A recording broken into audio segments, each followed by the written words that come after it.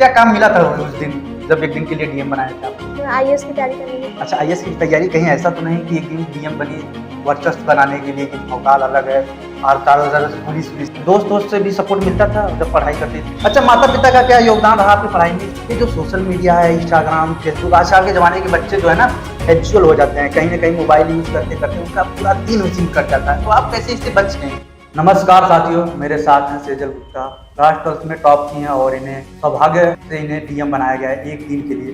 हालांकि स्टडी कर रही थी कैसे कैसे इनको टाइम मिला, तो उसके बाद इंटरव्यू देने के लिए तैयार हो गए। तो मैं इनसे कुछ सवालें पूछूंगा और उम्मीद है कि आप लोगों को ये वीडियो अच्छा लगेगा जरूर सब्सक्राइब कीजिएगा और सभी छात्रों में इसे शेयर कीजिएगा। इससे क्या होगा कि सभी जो बच्चे हैं वो इनसे कुछ सीखेंगे, क्योंकि डीएम भी का अनुभव भी हो चुका है और एक छात्र भी हैं और इसके पीछे का संघर्ष, कोचिंग की कि नहीं, कैसे पढ़ाई करती हैं और रूटीन क्या है जीवन का, तो ज़रूर इसके बारे में चर्चा करेंगे। आई होप कि आप लोगों को वीडियो समझ में आएगा, अच्छा लगेगा तो शेयर कीजिएगा, सब्सक्राइब कीजिएगा।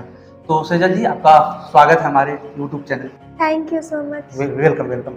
तो कैसा लग रहा है आपको डीएम बनने के बाद? मुझे काफ़ी प्राउड फील हो रहा है कि अच्छा। मुझे ये मोमेंट्स मिले और इसके लिए मैं सरकार को बहुत ज़्यादा धन्यवाद करना चाहूँगी जिन्होंने मुझे इसके लायक समझा। और कभी सोची थी कि आप मैं डीएम बनूंगी? ये तो ऐसे तो नहीं सोचे थे कि कभी ऐसे बनना होगा, पर हाँ आगे चल के बनने का के लिए तैयारी करने की सोची थी कि हाँ बनना है डीएम। अच्छा। ऐसे ही नहीं पता था कि तो ठीक है, तो बहुत छात्र पूछते हैं कि मतलब आप टॉप की हैं, लगभग 96 पॉइंट कुछ कर रहा 12th में यूपी बोर्ड से, बड़ी बात है, चैलेंज की बात है। तो कुछ लोग पूछना चाहते हैं आपसे, सवाल मेरे पास आया, आप पढ़ाई में रूटीन क्या फॉलो करती हैं? क्या रूटीन था, क्या स्ट्रेटेजी था कि आपकी ये टॉप कर पाएँ? सबसे पहले तो मैं सुबह उठती थी, जल्दी उठ जाती थी। मैं अर्ली राइजिंग थी, ऐसे नहीं कि रात को जाकर पढ़ नहीं सकती थी। मैं सुबह 3 बजे 4 बजे ऐसे उठ जाती थी। 4 बजे उठ जाते थे? हाँ, और फिर उसके बाद मैं पढ़ती थी और मेरा स्कूल लगभग 8:30 बजे से था, तो मैं 7:30 8 बजे तक पढ़ती रहती थी। फिर आधे घंटे में फटाफट तैयार होकर स्कूल जाती थी। उसके बाद स्कूल से लगभग 3:30 बजे तक 3 बजे तक आ जाती थी। खाने पीने के बाद 3:30 बजे से पढ़ने बैठ जाती थी। उसके बाद फिर मैं लगातार पढ़ती रहती थी, फिर रात तक पढ़ती थी, फिर खाती थी, फिर सो जाती थी। अच्छा, कभी ऐसा आपको नहीं लगा कि मैं इतना रूटीन फॉलो कर रही हूँ, कभी प्रेशर, कभी दबाव? आपका ये पैशन था कि माता पिता बहुत टॉर्चर करते कि नहीं पढ़ो सुबह जाओ?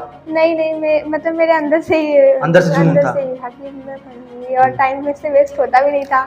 अच्छा, टाइम का बहुत मैनेजमेंट, उसने आपके हाँ। पिताजी से बात किया तो आप बताए थे कि टाइम का बहुत इनका टेंशन रहता है। अच्छी बात है, बहुत अच्छी बात है। अच्छा, जब याद करती थी आप लोग, हम लोग आमतौर पे बच्चे याद करते हैं तो भूल जाते हैं, तो उसको कैसे इतना लॉन्ग टाइम तक याद करना, मतलब आज पढ़ी उसे 1 महीने तक याद रखना, क्या क्या स्ट्रेटेजी था आपका? वो तो भूल जाता है, मैं भी याद करती हूँ। मैं तो आज याद करूंगी, कल भूल जाती आप भी हूँ। भूलती है? मैं अच्छा। तो मुझे तो लगता है मेरे साथ तो ज़्यादा होता है कि मैं भूल जाती हूँ, लेकिन मैं मतलब 3-4 दिन बाद फिर रिपीट करती हूँ। एक चैप्टर को मैं 6 से 7 बार रिपीट करती हूँ ताकि वो भूले ना, तब जाके मुझे 6 याद से होता 7 बार है। रिवीजन? हाँ, तब जाके अच्छा, मुझे ये होता रिवीजन है। का प्रक्रिया कैसे करते थे, मतलब हफ्ते में रिवीजन करते थे कि?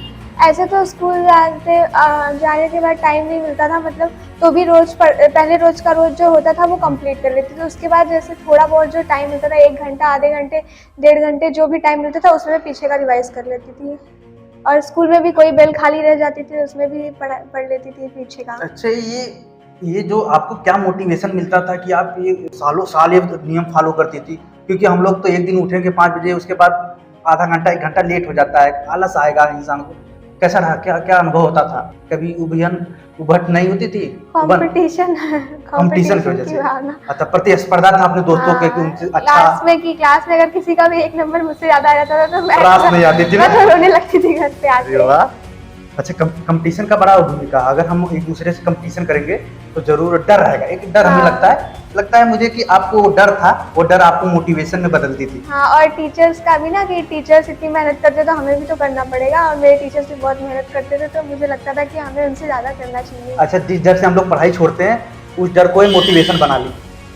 डर था इन्हें कि कोई इनसे आगे निकल जाएगा, और सभी लोग क्या करते हैं, हतोत्साहित हो जाते हैं किसी डर से, उसके बाद पढ़ाई छोड़ देते हैं या फिर डिमोटिवेट हो जाते थे। तो इनको ये डर इनको मोटिवेट करता था कि आप पढ़ो, नहीं तो पीछे हो जाओगी। वाह! अच्छा, माता पिता का क्या योगदान रहा आपकी पढ़ाई में? माता पिता को मैं अपने बहुत धन्यवाद देना चाहूँगी, उन्होंने मेरा बहुत हेल्प किया। जैसे घर के काम मुझसे नहीं करवाए कभी भी, मेरी मम्मी ने कभी प्रेशर नहीं किया कि नहीं घर का काम करो। इस तरह से जैसा भी सपोर्ट हो सकता था वो लोग मुझे करते थे। अच्छा, खाना वाना बनाना आता है? नहीं, मुझे नहीं। मतलब माता पिता काफी योगदान रहा पढ़ाई में, क्योंकि अभी तक इनको हर चीज से मुक्त करके, क्योंकि इन्हें पता है कि पढ़ाई हमेशा नहीं होगा, खाना बनाना ये सब करना ये तो कभी भी हो सकता है। तो ये गार्जियन के लिए भी एक मैसेज है कि पढ़ाई अगर कर रही है बच्ची या लड़का आपका, तो उसे थोड़ा फोकस कीजिए, क्योंकि वो काम तो कोई भी कर सकता है। हाँ। अच्छा, पढ़ाई के अलावा कुछ और चीज में रुचि है, जैसे संगीत में, डांसिंग में, और भी कुछ रुचियां हैं आपकी? पहले तो था, मुझे डांसिंग बहुत पसंद थी और मुझे गेम्स खेलना बहुत अच्छे लगते थे। फिर 11th-12th के आने के बाद तो सब छूट गया लगभग। तो क्यों छूटा है, पढ़ाई की वजह से? हाँ, पढ़ते पढ़ते टाइम ही कहाँ मिलता था। यानी कि आपका पूरा इंटरेस्ट पढ़ाई में चला गया। हाँ। यहाँ से जो रुचियाँ थी ये सब पढ़ाई में कन्वर्ट होगी। अच्छी बात है, आप 100% एक जगह लगाएंगे तो जरूर कामयाब होगी। दोस्त से भी सपोर्ट मिलता था जब पढ़ाई करती थी, या फिर कंपटीशन की भावना हमेशा रहती थी? मेरे फ्रेंड्स कुछ लोग थे, हम लोग आपस में मतलब बातें कर लेते थे कि आज हम लोग इतना कंप्लीट करके आएंगे, देखते हैं कौन करके आता है। अच्छा, ग्रुप डिस्कशन वाला? हाँ, ग्रुप तो में पढ़ाई, इस अच्छा। तरीके से हम लोग इससे पता चलता है ग्रुप में डिस्कशन करेंगे, ग्रुप में स्टडी करेंगे तो जरूर इन्हीं की तरह एक दिन हम लोग भी डीएम बनने के रास्ते पे होंगे। अच्छा, भविष्य में क्या योजना है? 12 तो हो गया आपका, एसडीएम डीएम भी बन गई, और क्या मोटिवेशन क्या मिला है आपको कि क्या करना चाहिए आपको? मैं इस वक्त IIT JEE की तैयारी कर रही हूँ, मुझे JEE क्लियर करना है। जेई का? तो जेई के बाद? JEE के बाद फिर उसके बाद DM IAS की तैयारी करने की। अच्छा, आईएएस की तैयारी? कहीं ऐसा तो नहीं कि एक दिन डीएम बनी वर्चस्व बनाने के लिए कि भौकाल अलग है और चारों तरफ से पुलिस थी, तो ऐसा मन में आया कि मुझे भी डीएम बनना चाहिए? नहीं, मेरे पहले से था। ऐसा नहीं कि वो माहौल देखने के बाद मुझे लगा कि नहीं, ये पावर होना चाहिए मेरे पास? नहीं। अच्छा, क्या काम मिला था उस दिन जब एक दिन के लिए डीएम बनाया था आपको? वहाँ पे जो भी लोग आते थे, मतलब जो भी उनकी प्रॉब्लम्स थी वो बताते थे, जैसे किसी की बाउंड्री नहीं गिरा रही है, और फिर और भी बहुत सारी प्रॉब्लम। ऑर्डर भी दी थी एक आपको? हाँ। क्या ऑर्डर दी थी? उसमें जो भी वहाँ के एक औरत आई थी कि FIR नहीं लिख रहे हैं पुलिस, तो पुलिस को ऑर्डर दिया गया कि FIR लिखने के लिए कि आप इनका FIR क्यों नहीं लिख रहे हैं, और भी बहुत सारी चीज़ें थी। अगर मान लीजिए अगर आपको हमेशा के लिए IAS बना दिया जाए, डीएम बना दिया जाए, तो जिले में क्या सुधार करना चाहेंगे? क्या आपको कौन सा पक्ष लगा कि यहाँ हम लोग बहुत पीछे हैं, यहाँ हम लोग काम करना चाहिए? पहले तो एजुकेशन के क्षेत्र में शिक्षा करना चाहूँगी सुधार में, एजुकेशन के क्षेत्र में, और भी सफाई के लिए इधर उधर, क्योंकि देखा जाए तो जिले में बहुत जगह गंदगी है, उससे रोग भी हो रहे हैं बहुत हाँ, सारे। इन दो बहुत चीज़ों पे अच्छी ध्यान सोच है आपकी, यानी कि आपको तो डीएम बनना ही चाहिए। होपफुली हम सभी लोग आपसे यही कहते हैं कि आप एक दिन जरूर डीएम बने और हमारे जिले को, राज्य को संभाले। सरकार की इस योजना से आप कितना सहमत हैं कि ऐसा योजना सरकार को और देना चाहिए, बच्चियों को मोटिवेशन मिले? तो आप क्या मोटिवेशन देखती हैं, किस नज़र से देखती हैं कि आपको 12th पास की, उसके बाद आपको डीएम बनाया गया? मतलब अगर सरकार ने ऐसा किया कि ये तो इससे सभी बच्चों के मन में आएगा कि हम भी अच्छे से अच्छे अंक प्राप्त करें, जिससे हमें भी ये अवसर प्राप्त हो, सभी लोग ऐसे मेहनत करेंगे। और वास्तविकता ये है कि सेजल इस समय यूथ आइकन बन चुकी हैं और सभी बच्चों के लिए प्रेरणा का स्रोत भी बन चुकी हैं। इनके माता पिता का भी बहुत योगदान रहा और इनसे सभी लोग सीख रहे हैं कि भाई हम भी टॉप करेंगे तो हमें भी डीएम पद पे जाने का मौका मिलेगा, और ये जिले में और पूरे राज्य में इस समय इनकी चर्चा हो रही है। अच्छा, एक बात है और ये जो सोशल मीडिया है, इंस्टाग्राम, फेसबुक, आजकल के ज़माने के बच्चे जो है ना हैबिचुअल हो जाते हैं, कहीं ना कहीं मोबाइल यूज करते करते उनका पूरा दिन उसी में कट जाता है, तो आप कैसे इससे बच गए? ये तो बड़ी सवाल है। अगर हम लोग मतलब दिन में सुबह उठ के अपना टारगेट सेट कर ले कि आज दिन में हमें इतने काम करने हैं, इसको कंप्लीट करना है, इसके बिना इतना कंप्लीट करने के पहले कुछ भी और नहीं करना है, तो फिर हमारा ध्यान इधर उधर जाएगा ही नहीं, फिर हम लोग उसको कंप्लीट करने में पूरा दिन बीत जाएगा, तो फिर सोशल मीडिया चलाने का तो समय ही नहीं मिलेगा ना। मतलब कि सोकर उठते ही अपना टारगेट चैलेंज ले लेती है, एक तरह से चैलेंज। हाँ। हम लोगों की प्रवृत्ति ऐसी, अगर चैलेंज की बात आ जाए ना तो आदमी चूकता नहीं है। तो अगर हम सुबह उठकर अपना सभी रूटीन क्लियर कर लेंगे तो उसके बाद उसे अचीव करने में पूरा दिन व्यतीत कर देंगे। अच्छा, यूट्यूब कभी चलाती नहीं? इंस्टाग्राम आईडी नहीं है? इंस्टाग्राम नहीं, यूट्यूब पे मतलब पढ़ती थी तो थोड़ा बहुत यूज़ कर लेती हूँ, नहीं तो नहीं। अच्छा, मूवी देखती हैं कि नहीं, मूवी नहीं देखती। सॉन्ग सुनते होंगे पढ़ाई के दौरान? सॉन्ग भी नहीं सुनती। सॉन्ग भी नहीं सुनती? वाह, बहुत ही अपने आप को ऐसे विनम्र रखकर और इन सोशल मीडिया से बचकर पढ़ाई जो करता है, इस समय के दौरान बहुत चैलेंजिंग है, क्योंकि अक्सर बच्चे पढ़ते हैं 1 घंटा तो 2 घंटा दिन देखते हैं। अच्छा, कोचिंग की थी कहीं आप?